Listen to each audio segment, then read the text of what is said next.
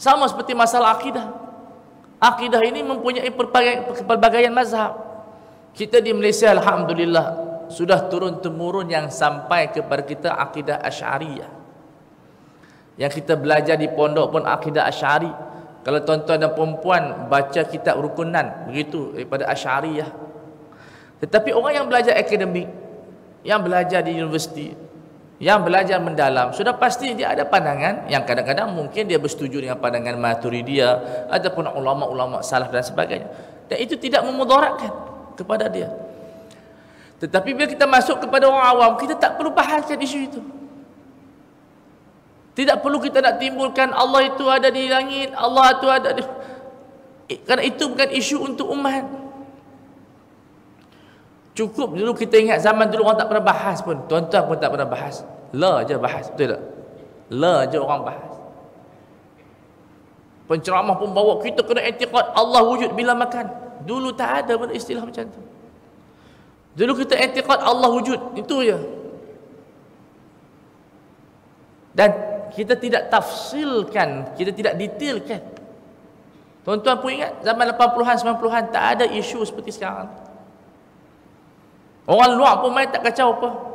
Sekarang ni orang luar pun main kacau. Nanti ada main daripada Saudi, nanti Zaki main daripada Yaman, Zaki main daripada itu. Macam-macam kefahaman.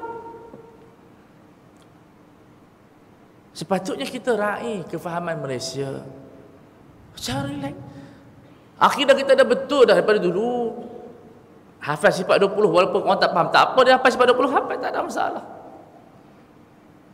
Kalau kita bawa main benda macam tu, keupayaan berfikir orang tak sama.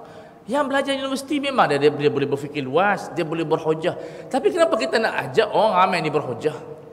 Kita ajak orang ramai ni beramal. Itu yang disebut oleh Al-Imam Qarafi, jangan masukkan masyarakat dalam isu yang sebegini. Tapi malah yang kita sekarang ni, daripada penceramah sampai ke semua orang berjidal tentang isu Tuhan.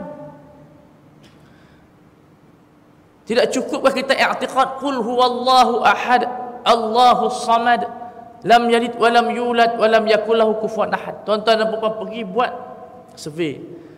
Pergi buat bancian orang awam di sana tu yang jaga apa nama dia workshop, yang jual roti canai. Tak ada apa-apa dalam otak mereka ini kefahaman Asy'ari ke, ini kefahaman Salafi, tak ada dalam otak mereka. Mereka pun bela sebab mereka belajar dulu tak ada istilah-istilah sebegini. Mereka faham Allah itu Tuhan kami, tempat kami meminta Tuhan merayu begitu. Itu kalau kita turun ke padang.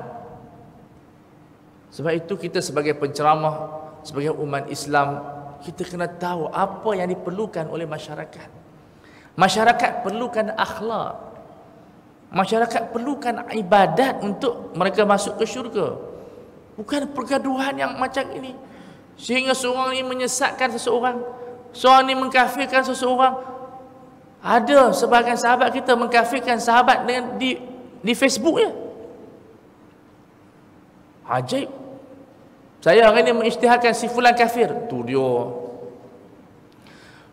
Senangnya mengkafirkan orang. Ajaib-ajaib dalam dunia ni. Kita dengan ulama kita husnuzan dengan semua ulama. Banyak ulama itu ada kelemahan, ada kekurangan, ada kelebihan. Kita tidak mengucapkan melainkan yang kebaikan. Tetapi sekarang ni di zaman yang dipanggil kreatif chaos, semua orang nak bercakap. Semua orang bercakap tentang agama yang mendalam. Orang yang tak belajar fiqh bercakap fiqh. Kita ada Tok Mufti yang tak ada kemahiran fiqh bercakap. Biarkan orang yang bercakap dalam fatwa, orang yang ada basic fatwa. Daripada mufti, daripada pensyarah-pensyarah keluaran syariah, mereka ada kemampuan untuk mengeluarkan. Tapi sekarang ni yang kadang-kadang yang membicarakannya entah ke mana. Agama ini sekarang yang menjadi caca merupa. Kerana semua orang membicarakan tafasil. Tak apa dakwah, motivasi. Kita bagi kepada semua orang untuk bercakap. Cakaplah. Tapi dalam bidang fatwa bagi ahli dia. Dalam bidang fatwa bagi kepada orang yang layak. Yang ada basic syariah, yang keluar daripada kuliah syariah, yang diiktiraf ilmu dia. Tetapi sekarang itu semuanya orang bercakap.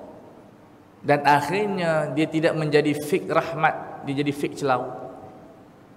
Karena bila kita tengok basic dia bukan kuliah syariah. Basic dia mungkin usuluddin, basic dia mungkin kuliah lughah. Boleh bercakap tentang basic-basic syariah, benda-benda umum, benda-benda yang tidak berhajat kepada kajian. Saya dulu kita buat kajian tentang derma organ. Kita buat tim. Saya jadi pembantu dengan pensyarah saya. Kita buat derma jasad untuk belajar anatomi di apa dia kuliah perubatan.